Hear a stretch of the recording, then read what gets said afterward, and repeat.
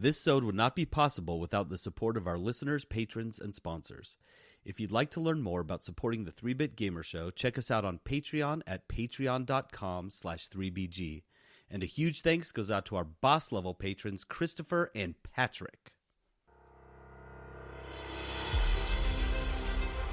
As 2020 draws to a close, it's time once more for yet another voiceover telling you that this year has been hard. Yes, it's been hard at times, but other times it's been soft and stinky and kind of runny. But we got through it together, grimacing at times and cringing at others, but never, ever smiling. Because 2020 wasn't for smiling. It was for suffering. Tonight, we at the 3-Bit Gamer Show are proud and excited to highlight that suffering. To pick out the kernels of corn buried throughout 2020, to hold them up to the light, to sing to the world. This is the Blursties Awards 2020. Welcome to the Blursties. I'm JD. This is Peterson. And this is Trent. And we are your hosts for the Blursties. If you guys are new to the show, or if you just missed this the last, 3 years we've been doing it, the Blursties is our end of the year, worst of 2020, worst of the year show. We've been doing this for a couple of years now. We decided that there was no way we could do a best of list because we weren't interested in playing every AAA game that comes out. So we decided to do what we know best, and that's highlighting negative things that we dislike. So that's what we've got. What we do in this show is we nominate for each of our categories. We've got 5 categories, and then we'll do a follow-up episode next week with 5 other categories, and each of us will nominate something, and then the listeners are going to vote for what was the blurst for each of the categories in 2020. Yeah, so after next week's episode airs, both on Twitter and on Facebook and on Discord, we will have polls where our listeners can vote on all of these categories. So the Blursties is a listener choice award show. We just handle the nominations. So this week and next week will be all of our noms. Let's get into it. This is 1,000 monkeys working at 1,000 typewriters. Soon, they'll have written the greatest novel known to man. Let's see. It was the best of times. It was the blurst of times. You stupid monkey. You shut up. All right, our first Blursty category this year is Biggest disappointment. We don't want to wait until the end for this one. We're just going to lead off with it. It's perfect. There's a lot of disappointments this year. It was a very disappointing year for anybody. I mean, the funny thing is that so many people, myself included, toasted the end of 2019 and looked forward to 2020 and were like, dude, we were so excited. It's going to be a good year. It's going to be a new year. Who knows what's coming up? Like we don't know, but we know now. We were so stupid. We were so naive. I don't even remember 2019. That's because it was 5 years ago. All of it has been erased from my mind for sure by this year. And I think one of the biggest disappointments, of this year, this is one of our headliners, and anyone that's been paying attention to any gaming news, especially in the last month or so, knows my first nomination for biggest disappointment of 2020 is Cyberpunk 2077. CD Projekt Red's latest open world RPG. These are the guys that have done the Witcher games. This game was hyped and expected, and everyone was stoked for it since it was announced E3 2016, I believe, or was it 2014? God, it was so long ago. It might have been 2014 is a safe bet. A long time ago. Anyway, this game came out last month to very middling reception, especially on Didn't it come out this older month? Consoles. Yeah, it was December? 3 weeks ago. Yeah, I know, 2020. But you got this. Continue. Every week is a month. Every month is 5 years. 2020, folks. So Cyberpunk came out 6 years ago, and people were really disappointed in it because And they it still didn't are. play well on, and they still are here in the tail end of 2020. PlayStation 4 and Xbox One consoles didn't handle the game very well. Beyond that, even on game systems that were optimized for it, it suffered from a lot of bugs and just drawbacks in general. Either way, even if this game had been pretty stellar, I think it had such a high bar, it would have been on this list regardless of how well it would have done, because there's no way Cyberpunk 2077 could have possibly lived up to the hype train that it created. But at least it gave people seizures. That's my nomination. At least it hit the seizure mark. Really, I guess proud about that. We did one thing right. We gave a Kotaku game reviewer or wherever he was from a seizure. No, but here's the thing. This was the most anticipated game of the year. This, and then probably a close second, The Last of Us Part 2. But this game, people have been so hyped for it. It's looked great from the start. It's got Keanu Reeves, right? What could go wrong? We're all so excited. And not only did it fail to meet expectations, which I'm sure it'll come up again in other nominations, but this game, as we'll mention later, they just gave a blanket receipt for returns. I mean, that doesn't happen to good games. They pulled it from the Sony store. It's like, not you can't fair. even buy this The best game. part, though, they gave a blanket receipt for returns without communicating this to the actual vendors who sold the game. So, like, yeah, you guys can return it. And the Sony store's like, what? Wait, hold on. What'd you guys just say? What'd you guys just tweet? Whoa. You can't just say that. That's our store, dog. Nope. Just return it. So, no, Cyberpunk 2077, what a letdown. Yeah. Biggest disappointment in 2020.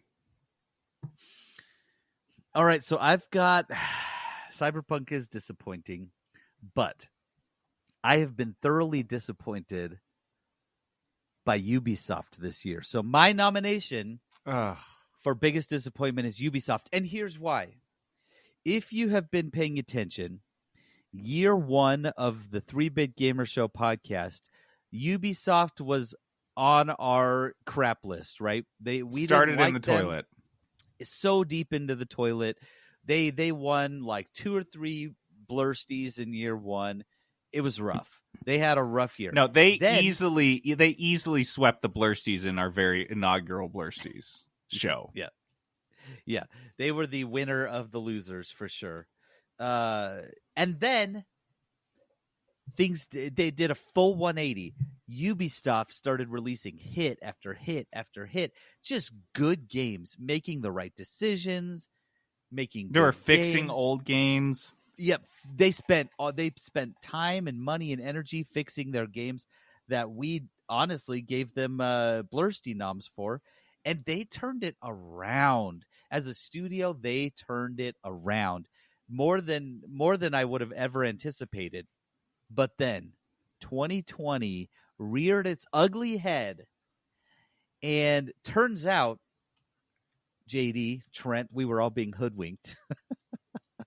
Because Ubisoft, while they might be releasing quality games, is just a cesspool. It comes out Period. that yes, they're a cesspool. It comes out Ubisoft is just rife, as bad as we've seen. Honestly, as bad as we've seen with any studio with sexual misconduct allegations. So many, one after another, from the top. And don't go too deep into this, because we do have an upcoming Blursty nomination for Worst Studio. Mm-hmm. But I do want to highlight that Ubisoft has been a personal disappointment for the 3-Bit Gamer Show, because I feel like all of us feel hoodwinked by them. Like, we were saying they were a good studio, that they were doing good things, and that like they were kind of taking care of their employees. Nope. I have to go back through old episodes and bleep out all the good things we said about Ubisoft now. That really pisses me off. It's exhausting. It's exhausting. Okay, Trent, what is your nomination for biggest disappointment of 2020? I'll tell you, this one grinds my gears. My biggest disappointment, if you have tried to buy an NVIDIA card, an AMD card, or either of the new consoles, you know what I'm talking about. Hardware shortages are absolutely ridiculous. I spent just today alone, 2 hours in queue to buy a PS5 just to be told after I got through the queue that I didn't make it into the next queue because they were sold out. You were in the queue for the queue. I was in the queue for the queue. Oh, wow. I can't believe you got in the queue. And I hate it because I was so amped. I remember Annie and I saw the trailer for that Harry Potter game on PS5, which isn't even out yet, I realized. But we were like, we're getting one. So Annie bought a controller. We have a PS5 controller sitting here that's been here for like 4 months. So you did it backwards. I know. And so every day, gets so pumped. Dude, she was so amped. So every day I've been trying to get one of these. I don't really know why, because I'm not going to use it nearly as much as my PC. It's just new and I want it. But they are impossible to get. Scalpers bought up all of them, which for some reason we haven't come up with any sort of way to prevent that from happening. And it seems like it shouldn't be that hard. But you can't buy anything. There is one way to prevent that from happening, which is to produce enough consoles at launch that there isn't like an artificial run on the product. Yeah, I feel like we should have learned this from Apple. I was the guy that bought an iPhone every single year. And then that artificial shortage just killed me. I've had the same phone for like 4 years now. I just got tired of it. Like, make it available when it's released and I will buy it. So, Trent, you mentioned the PlayStation 5. Did you touch on the GPUs, though, as well? Yeah, that's been my personal gripe with those the are getting a hardware little bit shortages better. Like, for example, you sent me this Discord channel. I don't know. Yeah, you sent me a Discord channel that sends you notifications basically every time something's available, right? I get probably 10 notifications a day on like 3070s, and I maybe get one on PS5s. So those are at least a little more widely available because I don't think they're as in demand as like the hot new console, but they're still impossible to get. And the prices for them are outrageous.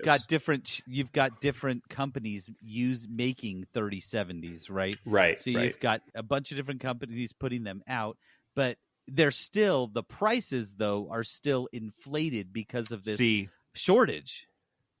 Well, and what I wish they'd realize is the hype surrounding all of these products. Like, I was so amped to get a PS5 back on November 12th or whenever they released.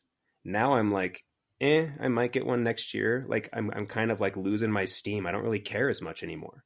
Yep. I'm going to wait. Dude, I am so right there with you because I wanted to upgrade my GPU starting with the 1080 generation of cards when they went from the 900 series to the 10 series. And I was so bummed because they were so hard to get that I ended up waiting until the end of the tail life of the 20 series cards. Mm-hmm. I got that card, a 2070 Super, and now I got it for like $400 or $500. I look online, it's $1,000 now. And then I go look at the 1080. So the high end of the 10 series cards, we're on the 30, folks. If you guys don't follow this, we are on 30 series cards. You're talking like 2017 at the 10 series, the 1080. Here. No, yeah, 1080s came out in like 2015. The highest end card from 2017 is still $1,000 on Amazon. Not like a scalper site, but on freaking Amazon. This hardware shortage shit is a constant disappointment. It's been going on for 3 or 4 years. Mm-hmm. And all anyone wants to do is just build like a decent PC. And guess what? Isn't Bitcoin at like $5,000 now or something? No, dude, so Bitcoin's can you guys just hopping. Stop? Bitcoin just skyrocketed. Yeah, Bitcoin. So I'm sure that's not helping. It's at like 23,000 or something. Yeah. No. 26.5 is what it's at right now. Ooh. Yeah, dude. Well, dude, it's never going to stop, JD. There goes it's my, never going to stop. There goes my soul. It was down to $5,000 in March. I guess that was JD nice. in the last That's month, around where I bought my graphics card. Dude, the economy crashes and cryptocurrency goes up. In the last month, it has jumped 54%. 54%. So yeah, sorry, JD, this is not going anywhere. No GPUs for anyone still. Good luck. All right. Okay, so Trent, your nomination is hardware shortages. Yes, hardware The biggest shortages. disappointment. Okay. All right, Peterson, what's your next one? And then we've got a fourth to round it out. Our fourth, and this was a major personal disappointment, but I know it disappointed most of the world as well. The mildly anticipated Avengers game. Now, I say mildly anticipated because we were excited for it when we knew it was being made. And then we saw the first trailer and we were like, what? This doesn't look right. Everything looked wrong. And then it was downhill from there. So then the game releases and people are like, well, it's still Avengers, whatever. They're more like the comic book models than the MCU models. That's fine. But this game, who is it? Square Enix decides to take it as like a games as a service model, which is not what you want with a superhero game, with a known superhero game, right? With a known quantity. I don't want a games as a service. And so this game launches. Of course, people buy it. People are upset about it. It lost 96% of its player base in like 6 months. This was supposed to be in a like games 6 as a service. minutes. Dude, this game was disappointing to say the least. They came out with so much hope because of the Avengers name, and then immediately lost $48 million. $48 million on an Avengers title at the peak of MCU hype. How do you do this? Because you're Square Enix. You do it by handing it to a JRPG developer for some reason. Who never should have been within 1,000 square miles of a games as a service looter shooter game. I love Square Enix. I love Square Enix, but not for this.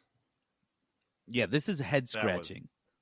So from start to finish, Avengers, biggest disappointment. That's our fourth nomination because it is a bad game.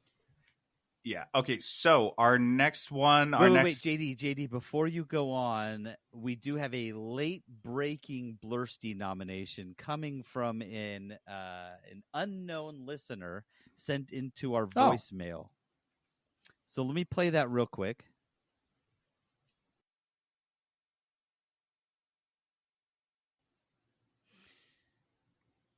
Okay. Oh, wow. That was a thorough call out. You are a disappointment. You are no Brandon Sanderson fan. This is unreal because I am sitting here right next to my signed leather-bound copies of The Way of Kings right now. I am a huge Sanderson fan. What I am not a fan of is watching YouTube videos. I just don't watch anything on YouTube, really. I just don't. I'm never on YouTube. So I'm so sorry. So you're a Sanderson fan when it's convenient for you. That's what you're saying. A fair weather Sanderson fan, huh? Listen, there's so much Sanderson content. How am I supposed to consume it all and play all the video games and watch all my Netflix shows and work? And I have kids. I can't. Listen. We don't want to hear excuses, Peterson. We just want you to be a real fan for once. Think about Brandon. Okay, listen. Okay, hold on. Public apology to Brandon Sanderson. I did not watch the YouTube video where you commented on your favorite games. I should because I am your number one fan. And whoever this coward was who did not say their name in this email, probably for good. They're good because they would have been blacklisted. Okay, I'm sorry, Brandon. I'm sorry. I'll go watch it right now. I'll comment on it. I'll talk about it for the next 3 weeks. Is that what you guys want from me? Well, let's see how big of a fan you are. Can you guess his favorite game? Do you know what it is? It's guaranteed it's a JRPG. I said that, and now I'm going to be way wrong. Dude, my favorite game is on his top 10 favorite. Well, one of my favorite games is on his top 10 list. You saw it, Trent? You're looking at it? I already know it. I'm a bigger fan than you are. Okay. I feel super left out. Also, I am scrubbing this from a Blurst. This is not a Blursty nomination. Oh, wow. It is unofficial. This doesn't count. This is disqualified as a Blursty nomination. I disagree. Look at this, Peterson. I am proud of you for flexing your moderator muscles. So I guess we will strike this one from the record and move on. Yeah. Okay. So our next category is Worst writing. And Trent has our first nomination for this one. Worst writing, Marvel's Avengers. Mm-hmm.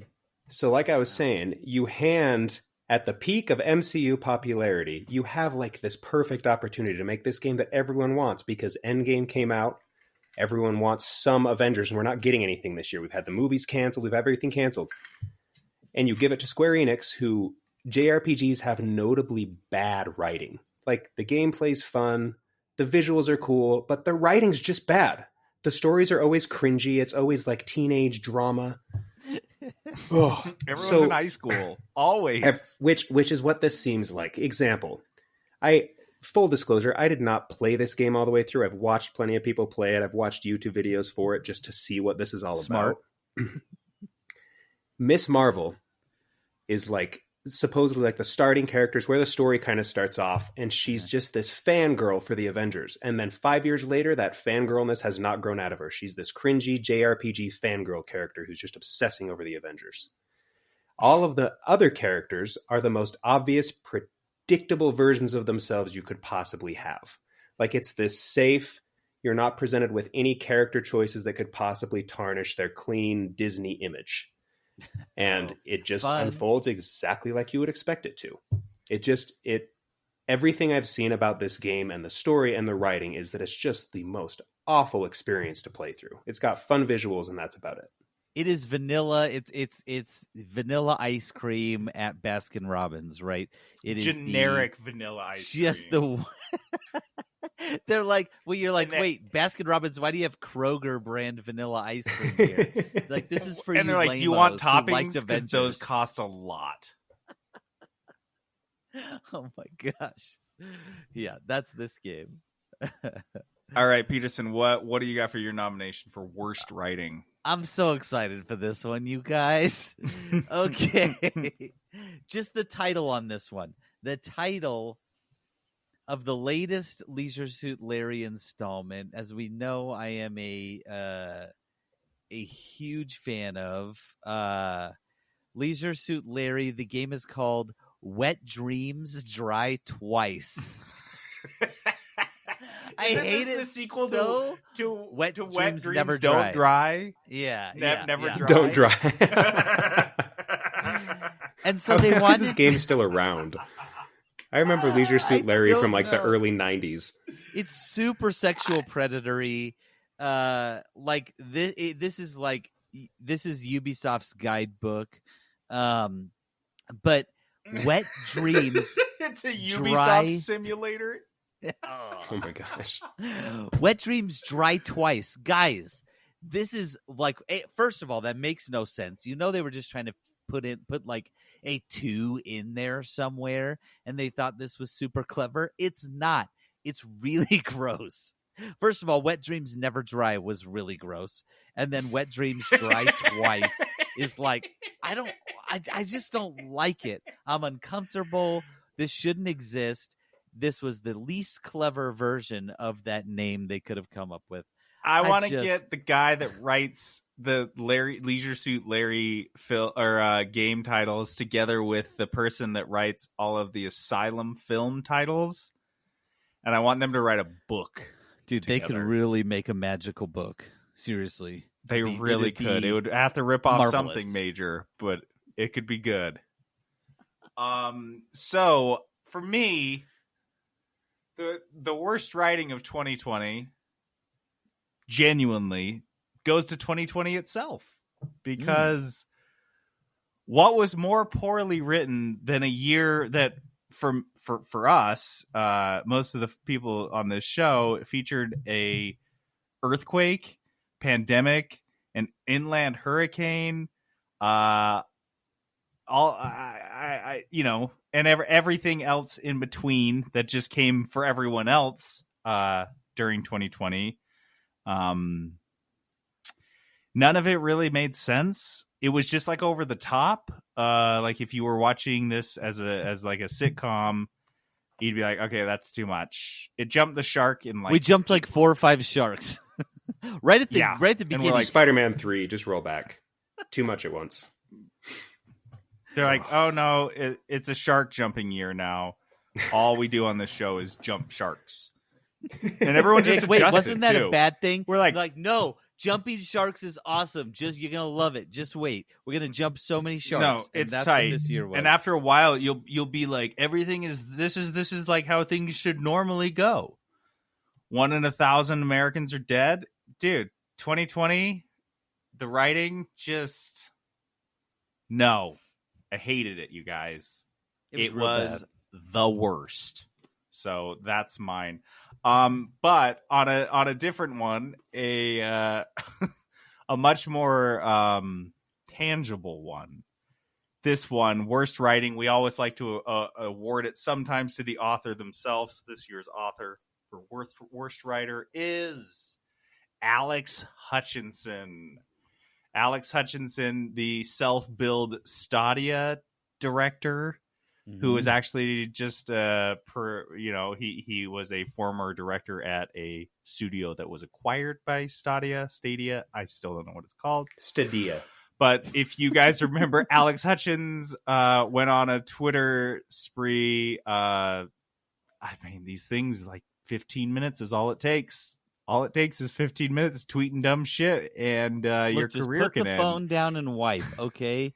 You messed up everything because you didn't put the phone down and Get wipe. off Twitter, folks. It's the only way you can lose your job this fast. But Alex Hutchinson became very infamous in the later half of this year for tweeting that streamers should be paying the developers and publishers of the games they stream. They should be, quote, buying a license like any real business and paying for the content they use. This guy, dude. What a real one. He's saying but he streamers puts are that a out there. Yes, he puts that out there. Like he says, and then Uber drivers are running their own business. This guy sucks. Dude. And then he tripled down on this thing. People were like giving him a lot of flack for saying that. And he came back to it. And he's like, guys, I'm serious. Like, this is going to happen. No, you wait till understand. I'm right. You'll see. and never in the history of Twitter has someone tweeted through something like this and like come out clean because they tweeted more. They're like, oh, shit's going really bad. I'll just tweet more. And everyone's like, oh, you guys don't understand. You really unfucked yourself there with those tweets, buddy. Never mind. You good recovery. That doesn't happen, especially this year. That doesn't happen. Good recovery. Stuck the landing, guy. Dude, when you have Google coming back and saying like, yeah, no, we don't agree with this guy, you know it's bad. Okay? When you have Google saying like, no, that's not a good financial idea, you know you made a bad choice because Google will do anything for money, including if they thought it was a good idea, making streamers pay for a license for a game if they wanted to use it. But yeah, so they came out and they were like, nope, this guy doesn't speak for us. No. Yeah, they were like, this guy doesn't speak for us. And they were like, the way it works is we all rise together. The streamers play it. They get paid if they got a lot of viewers. Then a lot of viewers means people watching your game, so more sales. It all rises together, right? It's like one of the few positives in the gaming world. And this guy's like, dude, we should be licensing. You know how much money we could make off these people? It'd be a gold mine. And this guy came out of the indie world. Like he could not wait 1 second once he got into Google to sell his soul. He's like, guys, he's like outpacing Google in being an evil scumbag when he shows up there. They're like, whoa, dude, pump the brakes. He had this idea in business school, and he has not let it go. His whole career has been driven towards this one thing, and it backfired. So Alex Hutchinson, yes, great tweets. Thank you for that. In 3 tweets, fewer than 1,000 characters, This guy, just the worst writing of the year. Okay, so our next category is one of my personal favorites. Worst launch.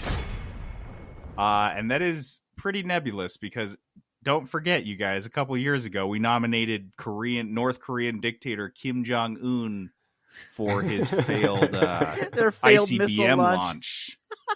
So any launch is fair game. If you screw up a launch, you are on our watch list. So our first nomination comes to us from a listener, from Skylar, and let's spin that right here.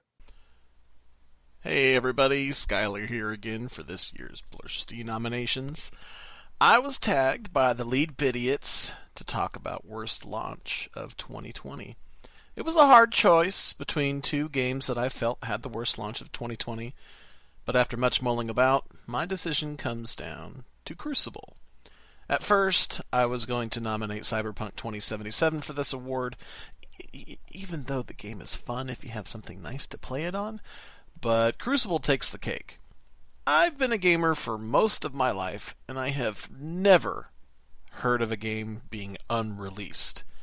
So, in final, worst launch of 2020, in my opinion, goes to Crucible, with a very honorable mention to Cyberpunk 2077. Oh my god, Crucible was so shitty, you guys. Okay, let me just give you the rundown real quick on this, because this is easily top 5 story for me for this year in the gaming world. I love it so much because it was so bad. So Amazon Game Studios releases a game called Crucible. They just decide, hey, let's get in on this multiplayer shooter bandwagon, and they release this game. They've been working on this for a while, right? They took every good idea from every company that was doing this successfully and threw it out the window. After they had kicked it a few times and spat on it and made fun of it, they threw it out the window because they did nothing right with Crucible. It was so awful. Aaron and I had played this together. We tried to have a good time. We played it for a few hours, had zero fun the whole time. It was terrible. Didn't enjoy any of it. This game, though, releases. Okay, full 1.0 release. Like, this game has been released. And then they roll it back. And they're like, you know what? Now we're going to pull this back to like a closed beta. Okay? They go from 1.0 backwards to closed beta.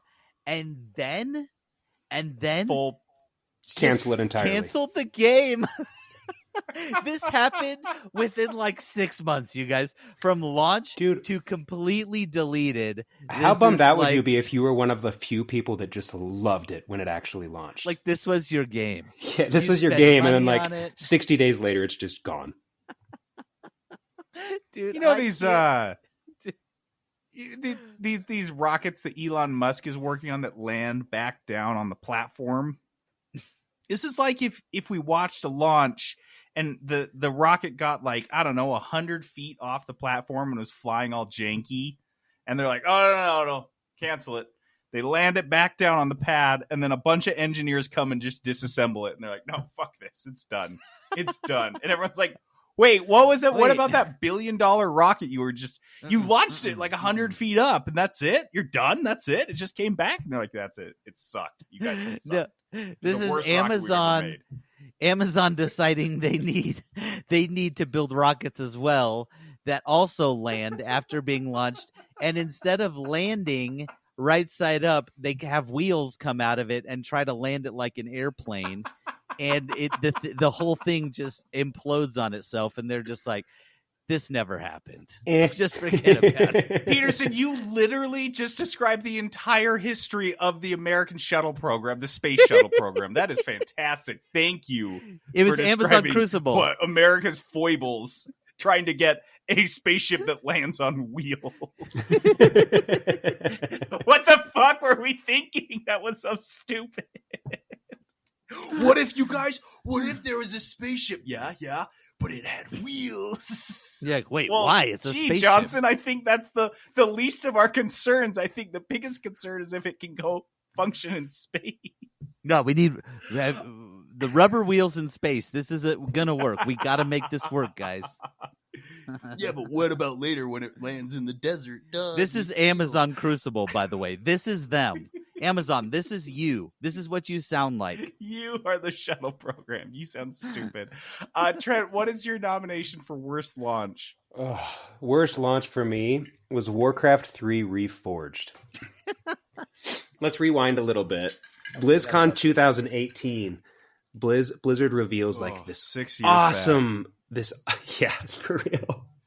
This awesome cinematic showing Warcraft 3, like one of the best RTS games of all time, is coming back with all of these new models, new gameplay, new cinematics. It's all remastered. And then it releases. And it releases with basically like PlayStation 2 era HD reskins of the exact same models from the original game that do the exact same things, like same animations and everything. Nothing has changed. On top of that, the biggest part of Warcraft 3 was Battle.net. It was this ability to create custom games. It's where Dota was invented.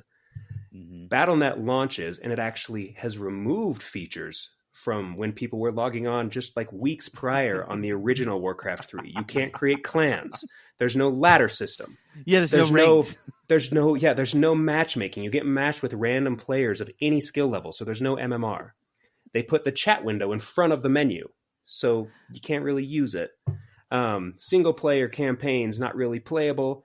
All the old maps aren't functioning anymore. And on top of that, Blizzard adds a copyright rule that basically says if you create a custom game within Warcraft 3 now, it belongs to us. It's ours. So no creating Dota this time. If you create something cool, it's ours. We get it. We learned this time around, you guys. Only time I've seen someone remaster a game to be like infinitely worse than the original. It was awful. Oh, so bad. And like people were so disappointed because first of all, Warcraft is like a game people grew up playing, not World of Warcraft. This is old school Warcraft. This is where most people were introduced to Blizzard. And then Warcraft 3 was just a complete shift in the RTS gaming world. It was completely different. And yeah, all of a sudden, your newest version of this game that you were just playing is worse, and we've all of your favorite features are now gone. What are we doing? Who thought this was a good? Who greenlit any of that? This is so bad. So bad. I just remember rolling up to like the demo station at BlizzCon 2019. Like rolling up to the demo station to play Warcraft 3 Reforged. I was so stoked, and I loaded up and I'm like, this is the clunkiest mess ever. And people knew it before the game launched, and Blizzard just didn't do anything. They're like, we're just going to push it out anyway. It's fine. Oh. I just, I'm stuck on metaphors today, apparently, but I just can't get over the fact that it's called Reforged, because it's like they took a real nice, old, well-functioning sword and took it in and just hammered the shit out of it. Gave a hammer to my 13-year-old and be like, dude, you got this. Didn't even fire up the forge. Like they didn't even get it hot. They just showed the him sword 3 episodes of Forged in Fire and was like, you know what you're doing. Make it happen. And then they brought it out to you and they handed it back to you and you're like, clearly this looks like my old sword, but shittier. It seems like you've made it worse. And they're like, no, pay us for this sword now. Pay us. Trust us. It's better. Look how shiny it is. You spray painted it. What do you mean shiny? I'm scraping it up with my fingernail. I can see it spray paint from here. It's on your fingers. It's still dripping. What are we? I'm finished. It's still dripping. Just take your sword. It's reforged. I reforged your sword. Now take it. Okay. As I'm telling you, that metaphor is hilarious. When they reforged the sword of what's it called that they chopped off Sauron's finger with, it's all janky though, and like it's got wire on it holding bits together. And that ghost guy swings at it, and Aragorn's like, "Stop!" and it just goes right through. This thing explodes all over again. Dude, I can't. I'm gonna stay. I'll think of like 3 more metaphors. Yeah, so Reforged is a stinker. Also, in the worst launch, you guys are probably waiting. Why haven't we talked about this yet? The Xbox Series X and the PlayStation 5, the latest generation of the iteration of the Xbox and PlayStation. And just like, I don't know, every single time they've done this for the last 3 generations, there were major console shortages. Unfortunately, it was during a year when we really could use a new freaking console, you butt fingers. And at the same time, they pulled all the old consoles off the shelves. So it was just like, you're screwed. You can't get anything. So I think Xbox Series X, PlayStation 5, just the absolute worst launch. No one can reasonably get one, like wake up in the morning and have one in the afternoon. That experience is not going to be available to anyone till like mid 2021. Yeah, like so the Christmas morning reveals just like didn't happen, right? Like kids were not getting these and freaking out on Christmas morning because mom and dad couldn't get one. This is a bad launch. You release it at that time of year so mom and dad can pick one up from Walmart and surprise their kid with it. That just wasn't happening. That was impossible. Mom and dad are not going to go sit at Walmart at 3 a.m. to try to be first in line to grab one of these. And it was grabbed by the Walmart employees, right? So they could resell them. Not to mention, mom and dad were already confused enough by the naming conventions Microsoft uses. Yeah, if they tried to pick up an Xbox, they were screwed. Dude, I was at Walmart. It was like Christmas. On the 23rd, I was at Walmart buying some last minute things, and I just hear this mom on the phone with me trying to ask her son what the new Xbox is called. She's like, I see things here for the Xbox One X, the Xbox One, the Xbox X. Like, she just keeps naming stuff. I'm like, I feel so bad for you, but I'm not going to come help you right now. But this is just a nightmare. Like, it's all so bad. It was so bad. Mom breaks down in tears because she's been looking for 3 hours. Turns out what she wants was never in the store because the scalpers robbed them off the truck before it even got there. Dude, this was I was gonna say, this like, is a horrible launch. No, it was terrible. I think every console that normally would be opened by like a giddy 8 to 12-year-old was sitting stacked floor to ceiling in some scumbag's apartment in his extra spare bedroom. And who knows? Those might get sold in February or March. Along with his extra toilet paper from March. That bastard. Yeah, because he's got Same that in guy. the other bedroom. Same guy. Same dirtbag. Peterson, what is your last nomination for worst Come on, launch? Come on, guys. So worst easy. launch, just Come on. obviously. Does it start with a C? Cyberpunk. Right? Guys, man. this is honestly right on Amazon Crucible's coattails for worst launch for me. This is so bad. Like, as we mentioned before, this game was so highly anticipated this year. People were so excited to play it, myself included. And to be fair, I mean, so it comes out and it's buggy, right? No one can say it hasn't had bugs, but a lot of people have enjoyed the game. But if you're playing on Xbox One or the PlayStation 4, you're not enjoying this game. As we mentioned before, they pulled it from the PlayStation Store because so many people were returning it. What was it? Best Buy was just allowing people to straight up return open copies of the game. That doesn't happen. I can't think of another instance where that has happened. Not en masse, and not with a game of this size. And this is so highly anticipated. I will say, I do think this is going to be a good game at some point, but this game is not fully baked. This game wasn't ready. They did not. The other piece that was really scummy is they didn't disclose that it didn't look like this on the Xbox One and the PlayStation 4. It looks bad on those consoles, and it wasn't ready for those. And they came out later and said, "Yeah, we probably shouldn't have pushed it for beyond the old consoles so bad." But there are beautiful games on those consoles. That's not an excuse, right? There are amazing looking games on both of those machines, and theirs doesn't look good. It doesn't play well. I just read a story today that said the 4 founders of CD Projekt Red, they own 34% of the company. They have lost $1 billion between the 4 of them. $1 billion with this launch. Guys, that is a failed launch. This has been so rocky for a game people were so excited for, something we wanted some positivity. We wanted to just come out, end the year with a bang, play this over our holiday break, which a lot of people are doing and are enjoying still. But to lose $1 billion on the most anticipated game of the year, that is a huge, huge mistake on CD Projekt Red's part. All right. So that brings us to our intermission. This week's intermission brought to you by Kudos, the healthy way to eat candy. Also by Crave Cookies, the most crave-tastic cookie you'll ever eat. Crave! All right, so for Kudos this week, or for intermission this year, we want to stay with the theme of the episode, which is very negative. Yeah, normally Kudos is like our positivity segment.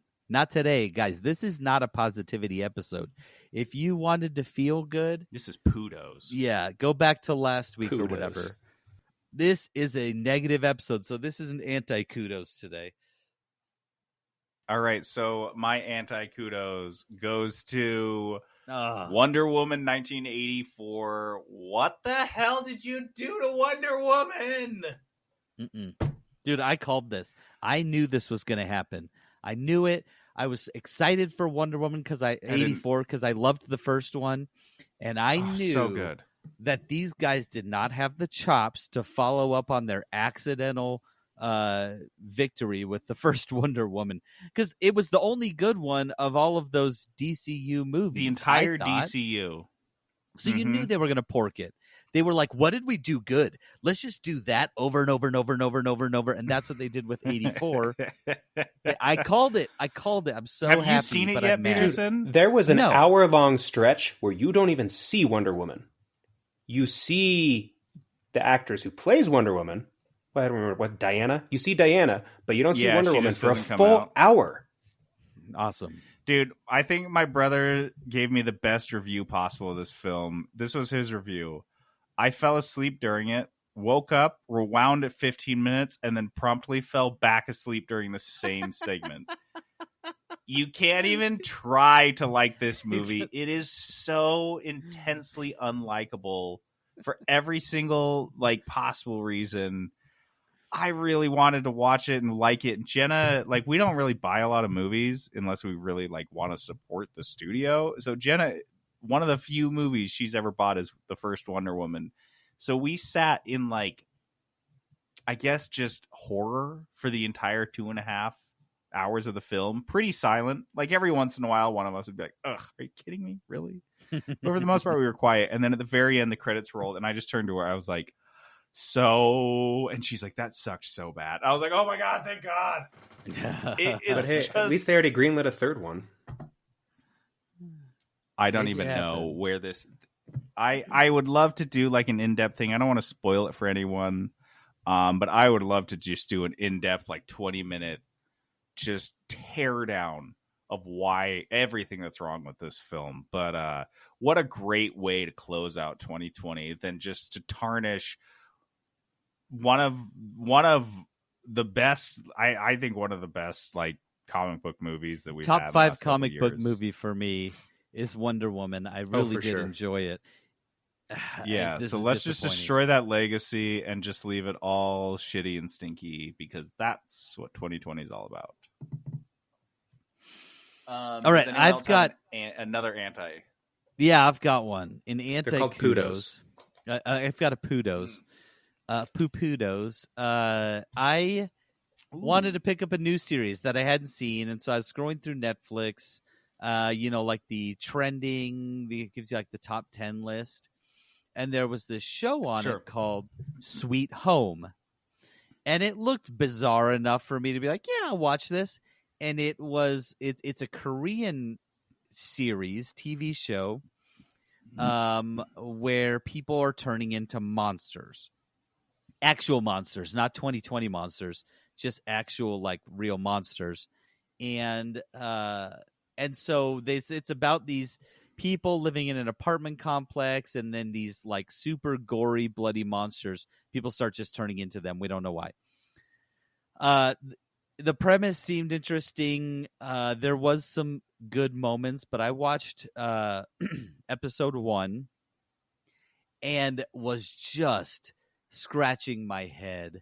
And maybe this is like a Korean thing. I don't know. But the characters were just, every single character that it introduced you to, completely unlikable. You just didn't care about them. The dialogue was weird. Was just, I just could not understand or understand where any of these characters were coming from, why they would say what they said, why they were doing what they were doing. And then the monsters showed up. And it was probably a small budget series or something, but it is like some of the worst CGI that you can possibly do in 2020. It looked like 2005 CGI. It was miserably bad.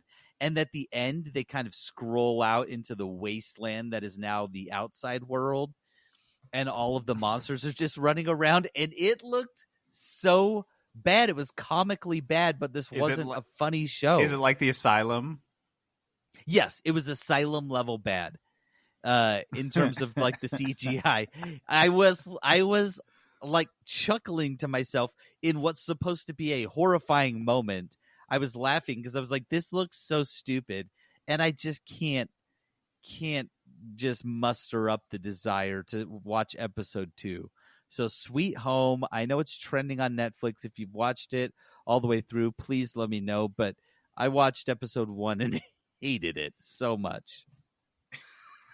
Dude, I keep running into that on Hulu and Netflix where it's like, try this new thing. This is what's everyone's watching right now. And I'm like, okay, I'll check it out. And then like two minutes in, I'm like, what the hell is wrong with everyone that watches Netflix? Everyone is a bunch of idiots. Definitely. Yes. It shouldn't be being viewed by anyone, let alone trending. What?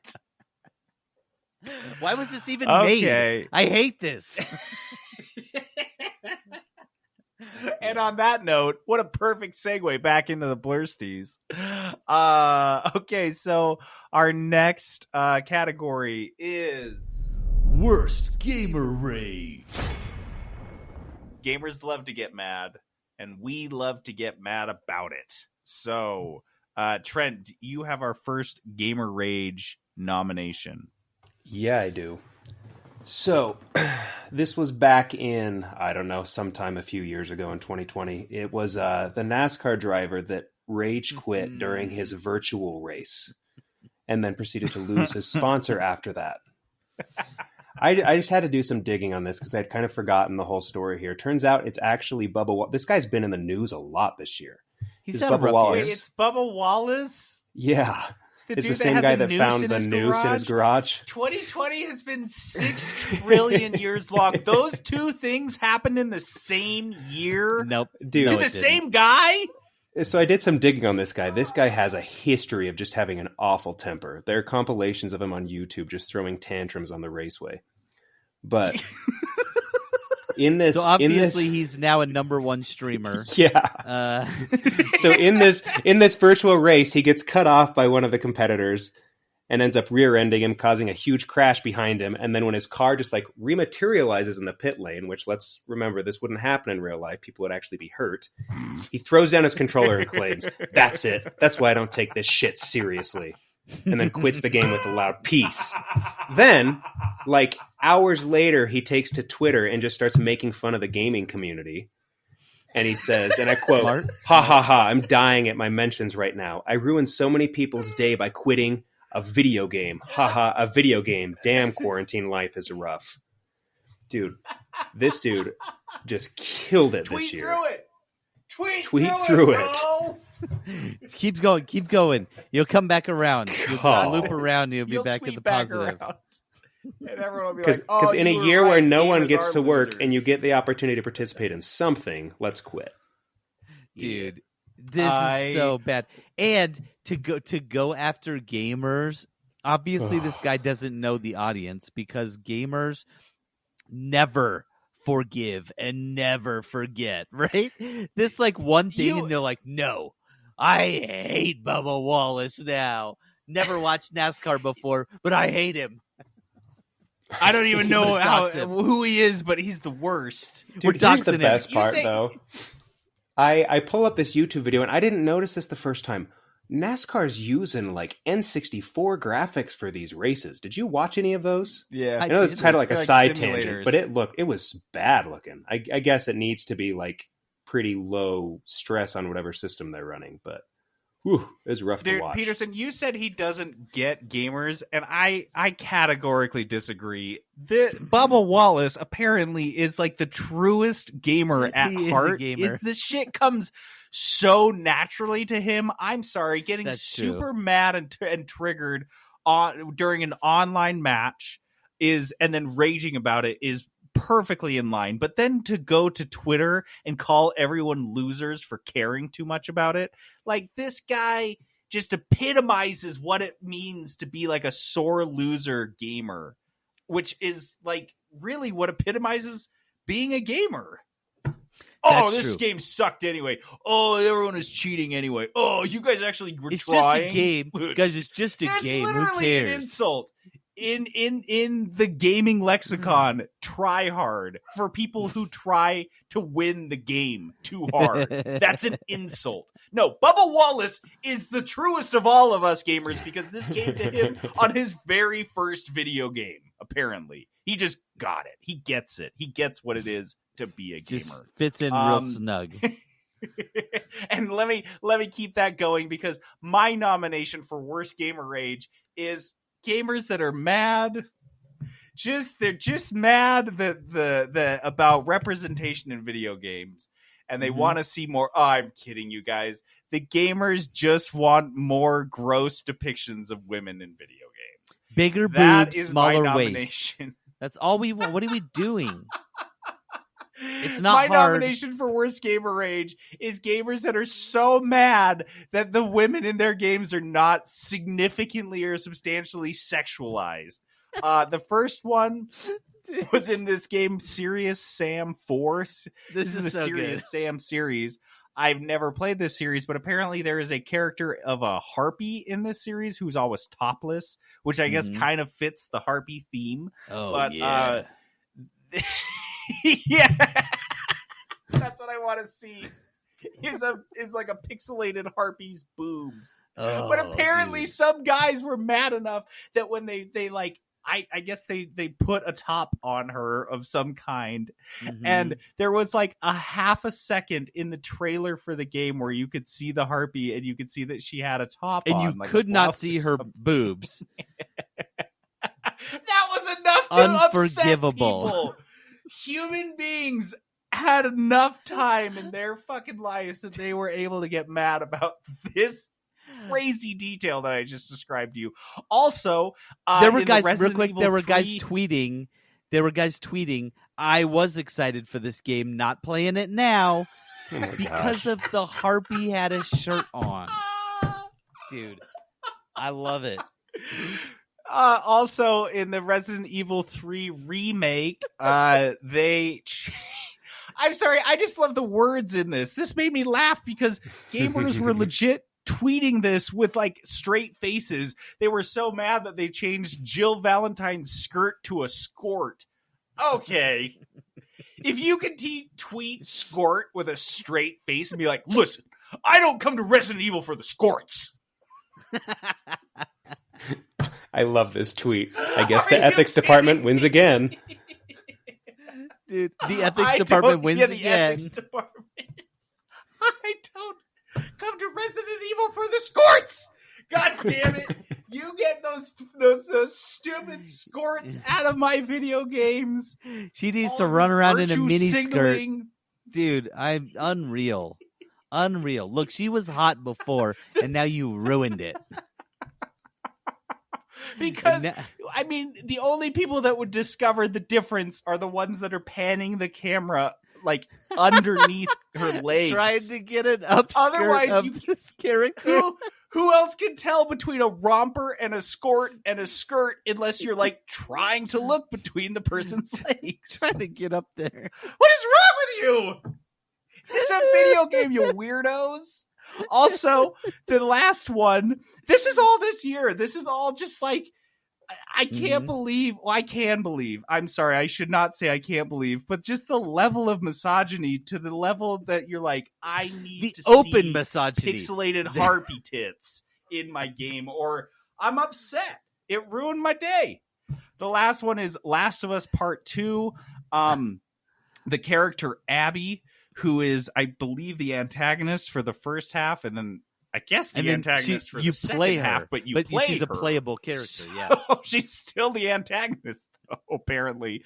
And I mean, there were so many reasons to dislike Abby, from the writing to the fact that she killed a beloved character, but everyone seemed to lock on the one thing that shouldn't have mattered, is that she wasn't sexy enough.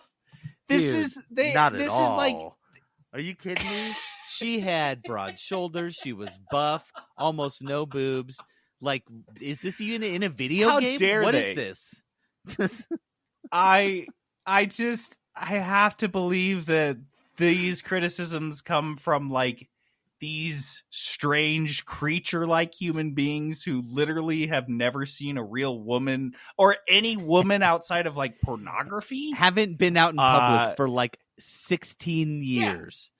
They're just like, Yeah. I don't know. I've lived in my basement for so long, and I only watch porn and play video games. And this is, why are you showing me this person that doesn't look like either of those? Exactly. I only want to see one particular body type on women, and quite frankly, I'd prefer if you left most of the women out of the games. Like, let's be straightforward.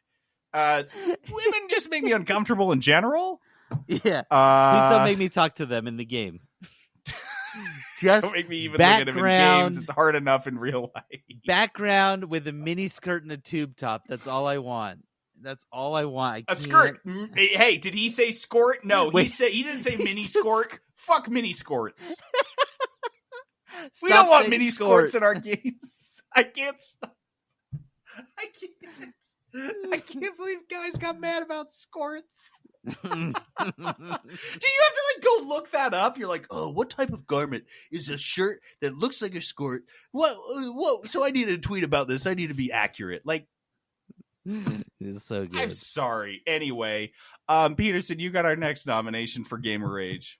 This one was real fun, and it still made me laugh when I came across it in the notes.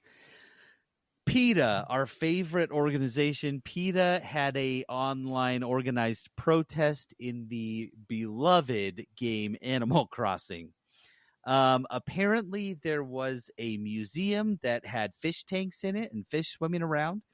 And PETA organized, I don't even know how you organize this, but maybe just for the video of it. But they organized a protest where they're all going around wearing PETA shirts in front of the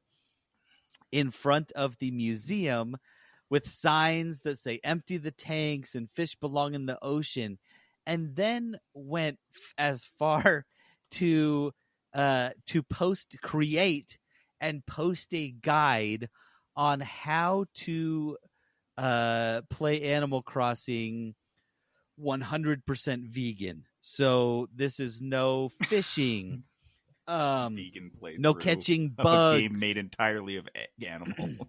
And they say you wouldn't fish in real life, so you shouldn't do it in the game either. It's a video game, guys, and they're like serious about this. Killing animals kills us all, and this is all around Animal Crossing. Animal Crossing, like easily the most wholesome game of 2020. Animal Crossing. You could put this in front of your grandma and she would smile, right? And PETA, of course, found a way to protest this. Just unreal. It is gamer rage that is at the peak ridiculousness, because it just makes no sense. You're playing a game vegan because you're vegan. Just I don't know, play a different game where you shoot people then instead of digging up clams. Heaven forbid. So yeah, PETA gets my nomination. Yeah, that's a good question. Is PETA like really into games that feature like mass killings of human beings? Because no comment. They don't care about that. They don't care about that. But if there's fishing in the game, oh my gosh, full on protest. Do not fish. Yeah, get the bullhorn out and a clever chant, because fishing in Animal Crossing cannot be abided. All right, so our last nomination for worst gamer rage. You know we love to get embroiled in international politics, and this year's Blursties, apparently we're going back, going for the big over one to Asia, and we're going after the big one. Yeah. We're no longer punching down at North Korea. We are now punching up at China. China gets our final nomination for worst gamer rage, because apparently China just can't take anything. I don't even mean like a joke. They can't take anything. Like if you have a slight clip from the Tiananmen Square massacre in a trailer for a game, oh man, you are this close to being shut out entirely from China's like entire economy. Like you're gone. Everyone you've ever known, met, or connected with on LinkedIn, they're all out of China. You're all out. And apparently China is the only place in the world where you can make money. I guess that's what it seems to be. So their gamer rage is being like fed and rewarded. Yes. So I wouldn't be surprised if these guys get another screaming hot gamer rage nomination next year, because I just feel like they're getting started. They should have a standing spot. Yeah, like if they're just big mad all the time. We talked about this last week. They banned a Taiwanese game because it had a Winnie the Pooh reference, and heaven forbid you even mention the president of China in a somewhat negative light. And yeah, so this game is banned, and it's not just banned in China. It's kicked off the I can't buy it on Steam, on GOG, right? And China has all this power for these little things. They rage, and we reward their rage, and it is wild. They had the PUBG stuff. They had this Taiwanese game stuff. They've had Blizzard stuff. Dude, China is the biggest gamer ragers. And I think just like Bubba Wallace, they fit into the role really well. They're like they just get it. They're above the other gamer ragers because they've reached this different level of gamer rage, which is the empowered gamer rage. This is the people. These are Twitch chat moderators or like Reddit moderators. Or people who have, or I don't know, guild leaders in World of Warcraft. These are gamer ragers that have been given way too much power, and their first move, as always, is how to exploit it to reward their fragile ego. Yup, and that's exactly so. China is the gamer rage mod, which is really just on a completely different level of gamer rage. But congrats, guys. Okay, so. This is our final category. Our final category for our for part 1 of our 2020 Blursties is Worst Studio. And I'll just jump into it because I don't want to delay anymore. I mentioned this already. You guys probably knew this was coming, but our first nomination for Worst Studio of 2020 goes to Ubisoft, which turns out to be yet another dirtbag boy club, just like every other company on Earth. Just like the rest of every video game studio. Apparently, none of them are above this. We found this out earlier this year that this was in July. Oh my God. Jesus Christ. This was in July? It was pretty recent. This was in July? Well, this is. Do you remember Peterson, our favorite character that came out of this, Max Bellend. Oh, he's definitely making another Blursty appearance. Just a this teaser. Is my favorite Max human. Bellend. Dude, this Yeah, is the he'll worst be back, you guys. name. Guys, his name is Max Bellend. Come on. If you're unfamiliar with Bellend, just look up British slang, Bell End, and you'll die. I saw his name and peed my pants. I am not kidding. This is perfect.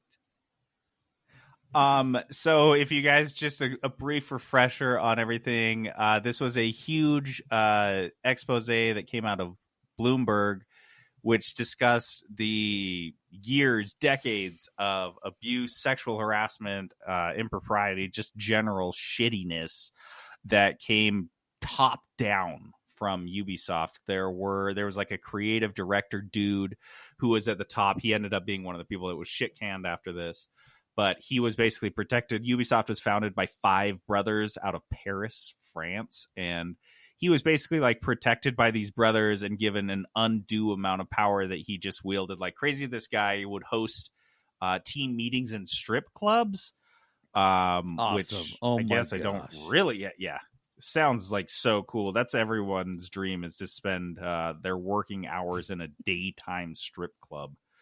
But you know, this guy, just sexual harassment across the board, misogyny. And this guy just got away with it. Everyone else below him learned from his example and went ahead and followed it. So yeah. And oh, by the way, this guy was also responsible for, he just had, like I said, just an undue amount of creative power. So much so that like he could just veto games that were at any stage of completion and just be like, no, you have to do this, you have to do that, which explains perfectly why so many Ubisoft games of the last, I don't know, 8 to 10 years have been so samey that like you just know it's just got Ubisoft all over it. Peterson, your complaint generally that they're just too like crass and vulgar, that's definitely coming from this chode. That is strip club management material. And not to add anything, but let's not forget his wife was the head of human resources as well. So so she didn't care. She didn't had care. everyone's interests. Oh yeah, no, she definitely unbiased. Oh my gosh. So and I don't know if you remember this stat, and I think we didn't cover this very much because I think we had just kind of like burned out. Yeah, burned out. But there was a survey that revealed that 25% of employees at Ubisoft had seen or experienced workplace misconduct. 25%. I mean, I haven't ever seen this. I work in HR and I haven't ever seen it. And 25% of your company, this has to be just rampant. Ubisoft employs 18,000 people. So, oh my god. Oh, Are you kidding me? gosh, 4,500 people at your company? 4,500? Guys, that feels like a high school. That's like a high school. That's a big fucking high school worth of sexual harassment victims. People just like wandering the hallways, grabbing each other's crotches if they're not paying attention. It's just like, gotcha. Like, I don't know how else this happens. I don't know. I can't even fathom a situation where this is happening that regularly. This is wild. Yeah, like if you were like, find out like as a math problem, like a story problem, how quickly and how often people would have to perform acts of sexual harassment in a organization to reach that level 25%. of like 25%. I bet that story problem you'd be like, wow, this is a lot of sexual harassment that's required here per day. Like I think have like 6 incidents a day. Those are they're meeting at strip clubs. Those are, for any other like positive thing, put that in positive terms. Those are really good numbers. If you were like employees who were reportedly like completely engaged with the workforce, 25%, you'd be like, we are killing it, guys. We are crushing it. Employees who have received promotions, 25%. That is a crazy good number. This has, I think the only way to really make this happen is to hire sexual harassment people whose only job is to go around and credit card people in the hallway. Department. The VP of sexual harassment. Hi. At Ubisoft. Hi, my name's Chad Harrington, and I am the VP of sexual harassment. I'm sorry. So what did you say? Oh yeah, stopping. no, I'm here for the sexual harassment. It's dope. Is our new credit card initiative where you just go around and swipe any unsuspecting victim right up the butt crack. We're sending out a quick presentation on how Chad to do came that. up with that. Chad did the credit card initiative. That was Chad's idea. Okay, so you have 18,000 employees, and 25% of them is 4,500. So that's 4,500 people. And let's just, to be generous, say each of them was just sexually harassed one incident, just one time. Peterson, you would need to have, even if you were working 365 days a year, it would take you 12 years with someone being sexually harassed every single day at Ubisoft. It would take 12 years to have that many incidents of sexual harassment. That's why you have me. That's why Chad launched the strip club initiative, where you can knock a whole bunch those of numbers, dude. Guys. One a day isn't enough. That's his moonshot. He's like, JFK got us on the moon in under 12 years. I can do this. And he's just beating himself up right now when he sees these articles. He's like, damn, 25%? That's it? I'm so sorry. I Rookie failed. numbers. You got to pump up those rookie-ass numbers. Okay, so, Ubisoft Worst Studio. Peterson, what nomination do you have for us? All right, this one I had to get a refresher course on, but when I did, I was so happy we had written this down. Gearbox, one of our favorites to come after. Gearbox is the studio that made the Borderlands games. And so Borderlands 3 was released in the fall of 2019.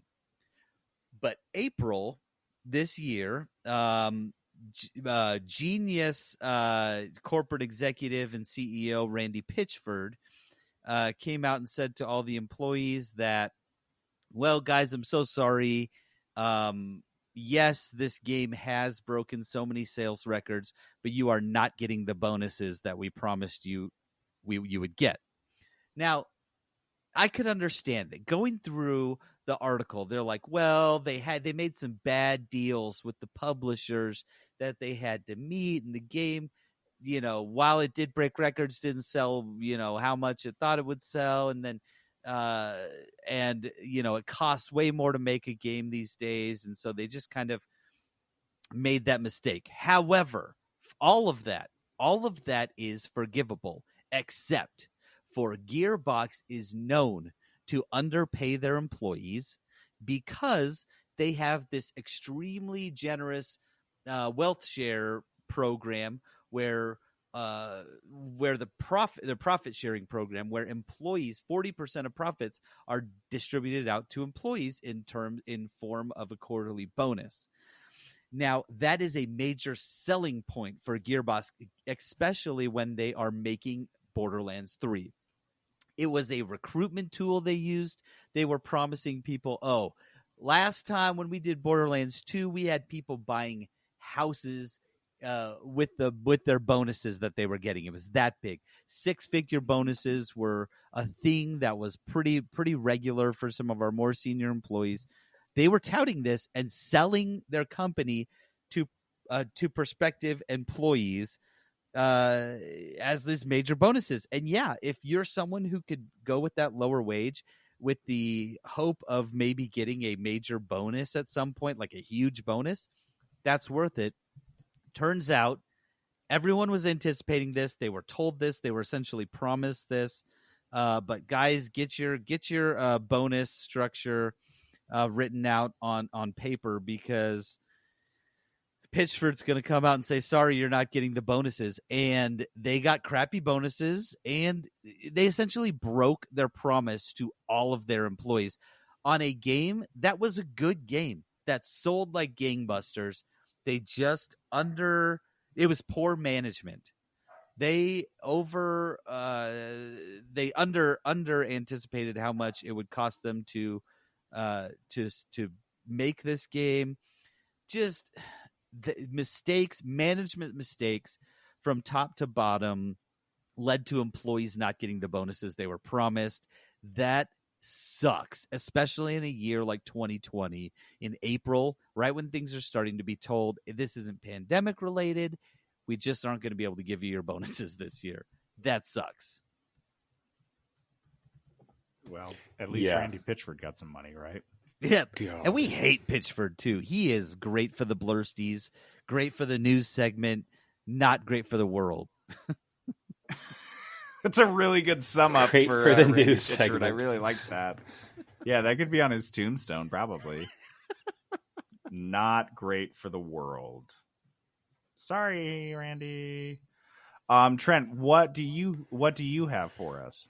Ooh, I don't know if it's quite as dark as your two, but mine would be Amazon Game Studios. Oh, so bad. They're going for a perfect 3 for 3 this year, so we'll see. But just kind of rolling back to April. In April, Amazon announced that 2020 was going to be the year for their video game division. After spending hundreds of millions of dollars building all this stuff, they're going to show everything off. You already touched on a few of them, or on one of them. Crucible launched in May. After a month, went back into beta, and then just got yanked permanently. It's not available anymore. Then Amazon has their MMO that was supposed to release this year called New World. So brilliant. I don't know why they thought this sounded like... This was supposed to be like a rival to Warcraft and Final Fantasy Online and everything. This was a 15th century MMO that was centered around nations vying for land. That was it. And they took it on their press tour, and it was criticized for not doing anything innovative. So now they've taken it back to the drawing board. It was supposed to be released in April, then June, then August, and now it's not till next year. And now they're introducing fictional fantasy elements on it, and it takes place in a completely different setting by the time they're going to launch it. So hopefully they learned that video games aren't like some quantifiable business thing that you can just throw money at, that there has to be some sort of creativity. But my favorite part is what I just learned that Amazon was also working on. The third major, this is from Mike Frazzini, who's their vice president for game services. The third major project that his division has been working on this year has been to deliver an innovative version of Pac-Man that can be played directly on Twitch to show that the popular streaming service is not just for watching gaming, but to also play games. This new version of Pac-Man was supposed to be released in May, and they couldn't finish it. So now the game's official page just says coming soon. Because apparently, even recreating Pac-Man is too hard for Amazon. Yeah. What? Couldn't even get a Pac-Man out, you guys. Guys, yeah, you guys, should have started with Crucible. I'm going to take an online coding class, and I'm going to make Pac-Man before they do. Like, this is wild. These guys, this is Amazon. They have so much money. These guys are swimming in cash, and they want into the game world so bad. And like, who is designing these games? Well, not to mention about them sounds terrible. Well, Jonathan touched on this a while back too. Like, Amazon owns Twitch. They have access to every single possible data point they would need to find out what people want, and they still can't do it. They still can't do it. Who are the people in this department? I just think it's crazy, and I think it makes sense. It seems to me that Amazon is suffering from a talent drain, because I don't think I would. So you're a talented pick it. You're a talented artist. You're a talented designer. You're a talented creative developer. You're a talented anything in the game industry. And beyond money, which I don't think Amazon is offering that much, because if Amazon was offering like 2x what all these other game devs or studios are making, then I'd be like, they would have a chance. If they were throwing money at this like they should, people would hear about it, because people would be like, well, shit, I want to work at Amazon because they're paying these outlandish salaries I can't even get at Activision or EA or Ubisoft. Then yeah, you would have a lot of people going there. but I think they're trying to pay the same like shitty market rate for developers for the opportunity to go work at Amazon, which isn't a game studio. And ultimately, your reporting structure goes up to somebody that probably makes fun of gamers. And you can Like, spend to be 4 honest- years working on a game just to have it scrapped a month after launch. Mm-hmm. Why would you ever subject yourself to a studio like that, to an experience like that, if it wasn't, you weren't going to make a shit ton more money? What is the value there? And I think that's what they're running into is like, yeah, I mean, they probably have enough money to make a passable game studio that can start working on Pac-Man. But no, I don't think that they're doing enough to attract talent. And without talented developers, like that is literally the only thing that matters in making a decent video game. You can have the best vision ever. Wild start. But if you don't have the proper developers there in place to make it a reality, like anyway. Okay, so our very last nomination of the night for worst studio goes to CD Projekt Red, the developer and studio behind Cyberpunk 2077. I mean, what can we say that we haven't already said other than the fact that with everything we've laid out that went wrong with Cyberpunk 2077 this year, everything that's gone wrong for everyone involved, including the company, it's really easy to gloss over the fact that the poor employees of this studio have been under basically constant crunch for like 2 to 3 years, with small gaps in the middle for, I don't know, therapy before they just go back to working 18-hour, 6-day weeks. And I mean, they luckily, the one saving grace that did not prevent them from getting a Blursty, are still going to award bonuses to people, even if the Metacritic score dips below a 90, which I feel like it definitely has. Still, though, the poor people, that they probably were only able to do that because they only have to pay like 5 bonuses, because that's how many people remained after the last the last round of crunch. And they're like, oh yeah, there's like 5 guys that were here when we started making this game. Yeah, their bonuses are going to be the only I guess ones that we are should worth release more than, it. Everyone's gone. $1,000. Yeah, this is Just perfect, send it. man. We've like grinded everyone else out, and it's going to be basically free for us. Here's the thing. For me on this one, this is sad because CD Projekt Red, by all reports, is actually a pretty good place to work in Poland. It's a pretty good place to work. Nice. But yeah, shout out to last episode. But this is poor management decisions giving them this Blursty nom, because look, this game wasn't ready to be fully released to everyone. It just wasn't. And yeah, you can say big games release with bugs all the time, but this is a special case with a special amount of bugs in a year with brand new consoles being released. There's just more to it than if they would have released this last year at this point, right? And so they had this big opportunity to just make so much money on the launch of this game, like everyone thought they would, and they blew it because of poor management decisions, maybe giving into some of that pressure of, you know, we've already delayed the game a few times, we just got to get the game out, right? We want this on the 2020 books, whatever it was, right? But they made bad decisions, released a bad game, especially one that we were so excited for, which makes the bad release even worse. And I mean, look, yes, they are still giving out bonuses. They haven't come out and made any like douchey statements since then, being like, well, guy, you know, whatever, guys, you bought the game, so it's your fault. Should have done your research, or like something like Pitchford would have said. But guys, when it all comes down to it, they released an unfinished game. They hid the state of the game on the older consoles from us on purpose, seemingly on purpose, and that's not a good look. That's not a good look. That's not what we need. We want transparency. Just give us the game. If it's going to be delayed, we can eat that. right? We can handle that.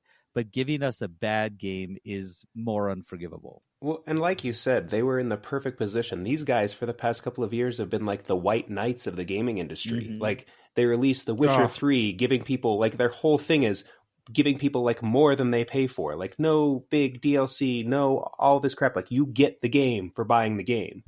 And then their follow-up to everyone considering them as, like, the perfect gaming company is this. Mm-hmm. Just Disappointing. the worst. We've been pulling the masks off a lot of these studios this year. I guess it's the saving grace of 2020 is that cynicism is on the rise, folks. Nothing matters, and just lean into that nihilist feeling that keeps you warm at night. Okay, so that wraps up part 1. Peterson, do you want to talk about voting? Yeah, so as we mentioned at the top of the episode, these are all our nominations. JD will give us a quick review of them, but I wanted to remind you before we do that, after next week's episode, after the Blursties part 2, then we'll start posting how to vote on all our social media, on our Discord channel. We'll be posting it. We'll be talking about how to vote. We'll take your guys' votes, tally them up, and then let you guys know who the winners of each Blursty, I guess losers, the winners of the losers. The winners. No one really wins. No one wins. We win because we have fun. But we'll tell you We'll, vote, tell who the winners are. And as an incentive to vote, Neil Lapointe from Lapointe Joints has given us some giveaway codes for his game Gunpig on the Switch. So if you vote, I mean, you don't have to vote just for the giveaway, but an incentive. Hop in, give us the vote, and then you'll be in the running for a free game, a free cool little indie shooter game. So the game's called Gunpig. So thank you, Neil, for that. Very cool. All right. So yeah, keep your eyes out next week. We will finish up the Blursties with Danny. And it's going to be a good one. We'll do some voting, and then coming up in the next couple weeks, we're also going to be doing our 2021 prediction-sode. I know you guys like that one because we just get every single thing wrong. And I would we should probably go back and listen to our 2020 prediction-sode. Don't do it. You know what? Don't listen to it. Okay, you heard it already. You don't need to see how wrong we were. Guys, I'm sure it was really close, and we predicted a lot of stuff. Nailed it. Yeah. Who could have predicted anything from this year? So give us the rundown of the nominations. Okie doke. So let's go through for biggest disappointment. We have Cyberpunk 2077, Ubisoft, hardware shortages, and the Marvel Avengers game. For worst writing, we also have the Marvel's Avengers game. Whoever wrote Leisure Suit Larry, Wet Dreams Dry Twice, the entire year 2020, Alex Hutchinson's tweets. For worst launch, we have Amazon Crucible, Warcraft 3, the Xbox Series X / PlayStation 5, and Cyberpunk 2077. For worst gamer rage, we have NASCAR driver Bubba Wallace. We have gamers mad that women aren't properly objectified in their games. We have PETA protesting Animal Crossing, and the entire country of China. For worst studio, we have Ubisoft, Gearbox, Amazon Game Studios, and finally CD Projekt Red. All right, guys, please jump on Discord, sound off what Blursties we forgot, which Blursties were unfair. We want to hear from you guys so we can ignore all of your feedback for the next episode. On that note, I'm JD logging off. This is Peterson going AFK. This is Trent signing out.